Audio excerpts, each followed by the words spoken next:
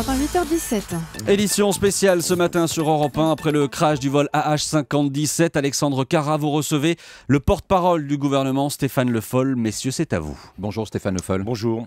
Merci d'être avec nous ce matin sur Europe 1 alors que ce drame aérien terrible vient endeuiller la France tout entière. Alors Stéphane Le Foll, l'épave du vol AH-57 a été retrouvée cette nuit par les militaires français. Est-on sûr, à l'heure qu'il est, qu'il n'y a aucun survivant ? Écoutez, vous me posez une question à laquelle je ne répondrai pas parce que je n'ai pas d'informations. Ce que l'on sait, et vous l'avez rappelé, c'est que cette épave a été localisée, repérée. Des hélicoptères ont été dépêchés dans la nuit et des troupes au sol vont arriver pour sécuriser l'ensemble du lieu. Voilà ce que je peux vous dire. Je suis d'une prudence qui est absolument nécessaire. Je ne sais pas. Tout ce que je sais, c'est que d'après les informations qui ont été données d'ailleurs par l'Élysée cette nuit, cet avion s'est écrasé et que donc il est dans un état assez... ce qu'on peut imaginer. Donc je ne peux pas répondre à cette question. Alors qu'il est, les militaires français sont déjà sur place. Est-ce qu'ils ont sécurisé la zone ? Est-ce que l'enquête a commencé ? L'enquête, sécurisation de la zone, ils sont sur place. Donc on considère qu'à partir de là, il faut qu'il la délimite et elle sera sécurisée. Tout est mis en œuvre aussi vite et rapidement que possible. Repérer le lieu où l'avion s'est écrasé. À partir de là, dépêcher dans la nuit les premiers hommes avec les hélicoptères. Deuxièmement, engager tout de suite avec la force Barkhane des hommes sur le terrain pour sécuriser la zone. Tout est mis en œuvre. Et ensuite, poursuivre et commencer l'enquête, puisque c'est ça qui va être aussi l'objet de toutes les attentions là maintenant, avec la recherche comme toujours des fameuses boîtes noires. On aura là la séquence logique la plus rapide possible pour être le plus au clair par rapport aux familles, par rapport à ce qui s'est passé. Vous venez d'évoquer les boîtes noires. Pour l'instant, on ne les a toujours pas retrouvées ? Non, je n'ai pas d'informations sur ce sujet, mais je sais que dans les principes qui sont en cours, ça fait partie des enjeux aussi pour savoir ce qui s'est passé. Et en même temps que la sécurisation de la zone, c'est aussi pour éviter que sur cette zone, quelques éléments puissent venir perturber l'enquête future et surtout préserver l'ensemble de ce qui est le résultat de cet avion qui s'est écrasé. Le communiqué de cette nuit de l'Élysée parle à propos de l'avion d'un État désintégré. Qu'est-ce que ça veut dire un État désintégré ? Vous savez, M. Carra, moi je ne vais pas vous imaginer, on l'a vu d'ailleurs, il y en a eu d'autres malheureusement depuis quelques jours, accidents d'avion. Vous voyez, donc on ne va pas... commencer de manière exhaustive à faire des commentaires sur non, mais on sait très bien que c'est très important pour la suite de l'enquête. Oui, eh bien, il y a une enquête qui est en cours, donc il faut qu'on se donne un tout petit peu de temps et qu'on arrête d'accélérer les réponses.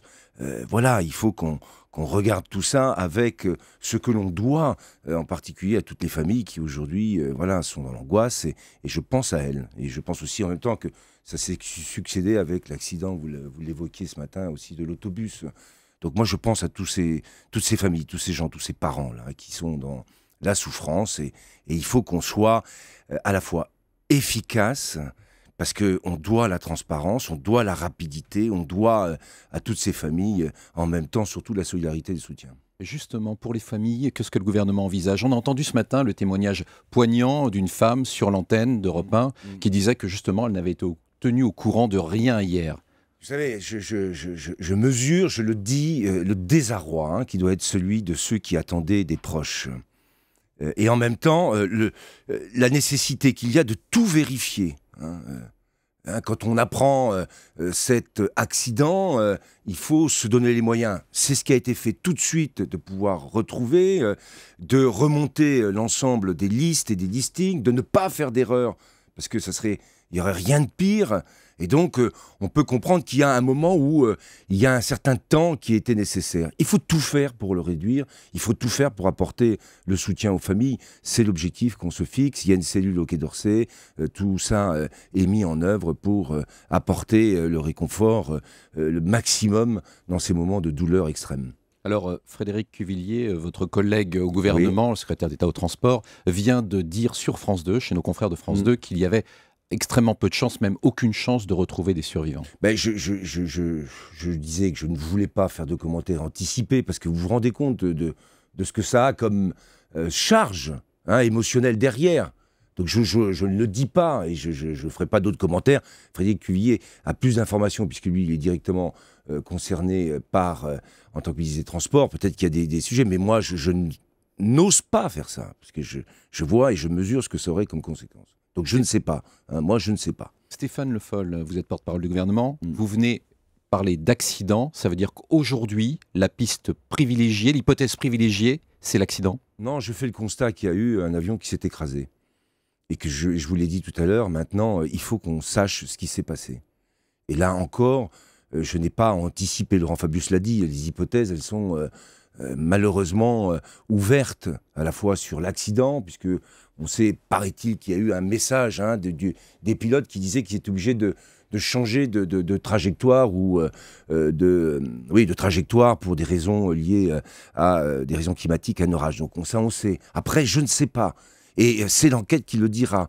Et il faut rester extrêmement prudent parce que, bon, voilà, je dirais comme Laurent Fabius, eh bien, on ne peut pas, à l'heure où on parle, remettre ou faire un choix sur les hypothèses. Donc, il faut se donner un peu de temps pour y voir plus clair. Non, mais bien sûr, vous avez raison, il faut rester prudent. Néanmoins, il faut avoir aussi des débuts d'explications ou au moins des hypothèses. Bernard Chabert, lui, notre spécialiste aéronautique, nous dit aujourd'hui que l'explication météo est insuffisante.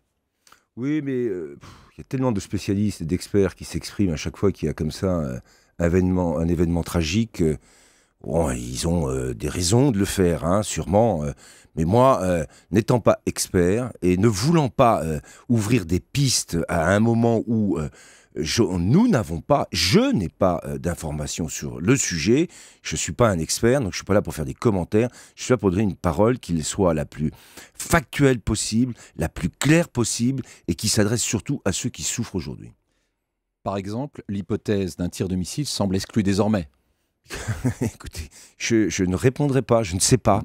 Vous avez vu que sur un autre événement, malheureusement, il y a peu de temps, l'hypothèse du missile a été très vite identifiée et même indiquée par un certain nombre de voix officielles. Aujourd'hui, il n'y a pas, et je ne donnerai pas d'autres informations que celles qui ont été données, qui consistent à rappeler qu'on a localisé le lieu de l'accident, enfin du crash, parce qu'il faut parler comme ça, parce que si je dis accident, mais du lieu où l'avion s'est écrasé, qu'il y a eu dans la nuit des éléments qui ont été dépêchés, qu'aujourd'hui et ce matin, des militaires au sol sont en train de sécuriser la zone. Une réunion de crise va se tenir ce matin à l'Élysée.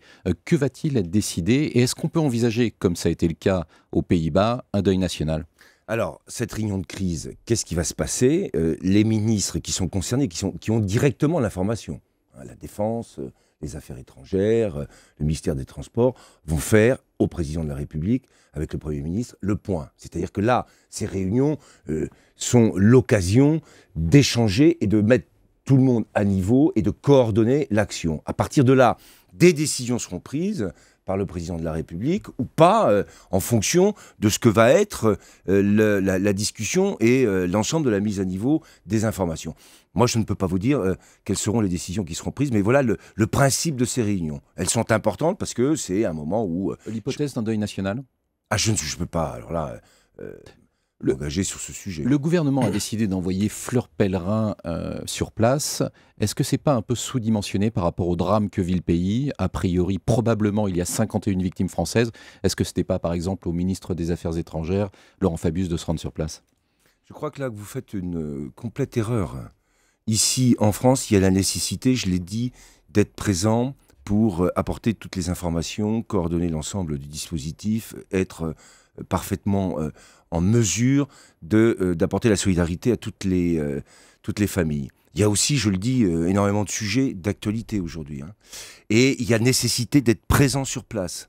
Et un ministre, et Fleur Pellerin, ministre de ce gouvernement, a été dépêché dès hier à 17h, 17h ou 18h, elle est partie. Elle est arrivée dans la nuit pour assurer la présence du gouvernement et coordonner sur place, prendre des contacts avec les autorités au niveau local, et puis coordonner avec les militaires et ici l'ensemble des opérations. Et puis être je le dis, c'est ça la priorité, être aux côtés des familles. Stéphane Voilà. Le Foll, merci d'avoir Merci. été notre invité dans cette édition spéciale.